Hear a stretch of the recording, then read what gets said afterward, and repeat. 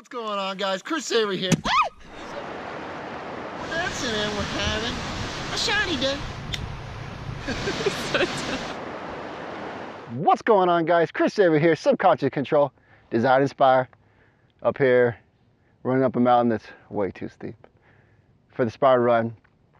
And I started thinking about this guy named Butterbean, and he's a guy that just grew up in hard times, and he lived in this really crappy apartment, you know, was kind of down, out on his luck. And he came out of his house one day, walked out the door, and was walking his car, and he sees this new lady moving in. And so he says hi to her. They start to engage in a conversation. And she's like, listen, you know, I believe in reincarnation, and I'm a mystic teller, so I tell people who they used to be. So if you're ever interested in finding out who you used to be, you know, come see me. He walks away and he starts to think, man, that would be kind of interesting to see who I used to be. He gets in his car, he drives away that day. Later on, he comes back and knocks on her door. She opens, says, hey, do you want to get your past told? And he goes, yeah, but like, how much does it cost? And she says, it costs this much, you know. And he's like, well, I don't really have that much. He said, okay, no problem. Come back when you have some money. He goes, no, I think I have enough. And they sit down, and she starts to look into his past and tells him these mystical things about he used to be Napoleon Bonaparte. He used to be a conqueror. He used to rule over people. He was this amazing character in history that was so powerful and so strong and commanded armies at his fingertips. And he used to win battles on the field without even stepping on the field. He did it in the background. And so he's like, okay, oh my goodness, that's who I am. I'm Napoleon Bonaparte. That's who I used to be. And she said, the funny part is life goes through cycles, see, and you're Butterbean right now, and you're in the down cycle. But the funny part is, Butter, you're about to come out of that cycle. You're about to relive the Napoleon Bonaparte. You're about to come up into who you used to always be. So he gets all excited, and he's like, oh my goodness, I want to learn more about Napoleon. He runs to the library real quick, starts researching him, finding out that he sleeps 3 to 4 hours, doesn't need the sleep. He's an amazing commander of these armies. He can do whatever he puts his mind to. Later that day, he goes home, can hardly sleep because he's so excited. He gets up the next day, goes into work, and now he's just thinking, man, I'm Napoleon. I'm coming out of that valley, coming into my peak in my life. I can do anything. He starts conquering business. He starts, you know, in a sense, killing people, taking names. He starts doing whatever he's got to do to succeed.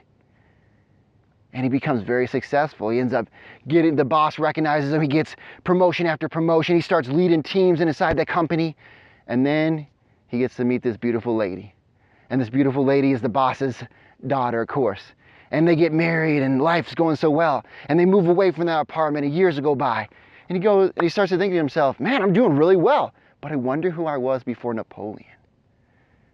So he goes back to those apartments, knocks on the door again. The lady opens the door. Hey, Butter, how are you doing? Oh, I'm doing great. I'm doing amazing things since you told me I used to be Napoleon and I was coming out of that valley. They sit down and he goes, I want to know who I was before Napoleon. And they sit down and she starts to tell him his past before Napoleon. And she goes, you were a king. You were a great king. You were a great ruler. You ruled with niceness and love, and you conquered. Even though you conquered, it was with peace. And he goes, oh my goodness, I used to be a king. What would it be to be a benevolent king? How would I act? And so he goes and researches this king, right? King Pharisees, and he goes back and he looks him up and he goes, oh my goodness, this guy used to do amazing things. He used to treat his people so well. He made them all prosper. Then he goes back to work and he goes, man, I'm going to act and walk like I'm a king. I believe that's who I used to be. I'm still getting even better. I'm past Napoleon. I'm now a king. What would I do? And he starts to even get farther up in the company. He starts to run the company, and he starts to rule over these people with love and benevolency, and starts to help them grow and become even better than they already are. He starts to think, fears go by again. He goes, man, I wonder who I was before the Pharisees. He goes back to that apartment, and when he shows up, he stops and parks his car, and there's cops there. He's like, I wonder what's going on. I don't know if I should get out of my car. And then he sees that lady being pulled out. She's handcuffed. 2 cops are escorting her out to the car. And he goes, stop, stop. That's my friend. What are you doing to her? And they go, this lady is a liar. She makes up stories and tells people stuff. She tells people about their past. It's not even true. That impacts him hugely. He gets back in his car and he sits there and thinks. And he sits and thinks for the next few days. He goes, what if I wasn't these people? What if that wasn't really me? What if I'm just who I was? What if I'm still that poor guy? To me, the story is amazing because what he realizes as that story continued a little bit is that he believed he was Napoleon. He believed he was this king. And because he believed it, he walked that, right? He believed in his mind. And I want to go to understanding what belief can do to you. The more belief we have about certain things, it holds us back or pushes us forward. It pulls us or gives us a step up or a step down. And we all need to question our beliefs. We all need to look at our beliefs because most of our beliefs are formed when we're young. That somebody else tells us something and we go like, I'll take that. I'll believe that. And we need to rewrite our own beliefs. Let's go see that lady that tells us the mystical stories. Get somebody in your life that tells you a mystical story that you can go like, yeah, that's who I am. And the more we walk that way, just like Butterby walked that way, he understood that finally it didn't matter who he was in his past. It matters who he was today. And his walking and believing that he was those people in the past made him who the person he wanted to be. Beliefs, they hold you back or they can help you conquer the world.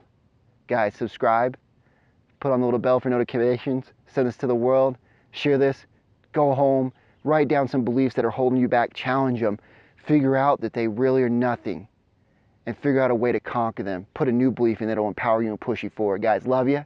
Talk to you soon. I love the story. Let's all get more belief together. Love you. Bye.